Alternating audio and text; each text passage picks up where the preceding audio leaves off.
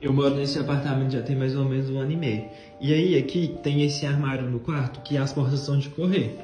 Mas só que essa daqui do meio, ela não é de correr. E ela não abre. Tipo assim, ela fica assim, ó. Pode puxar a força que for, que ela não abre.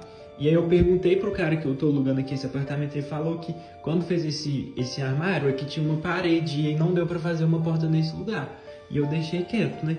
Mas só que aqui de baixo, ó, dá pra ver que tem alguma coisa. Agora tá de noite, mas só que, tipo assim, parece que é profundo. Se fosse uma parede, eu ia ver ali que é uma parede. E aí, isso sempre, sei lá, eu fico pensando, não é possível, tem alguma coisa aqui. E aqui na parede também, tipo, parece que é profundo. Tem um quarto aqui, não é possível.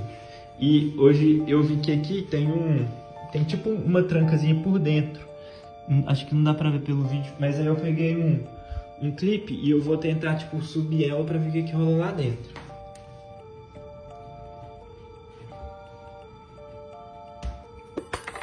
Ó, fez um barulho, parece que abriu, hein? Abre.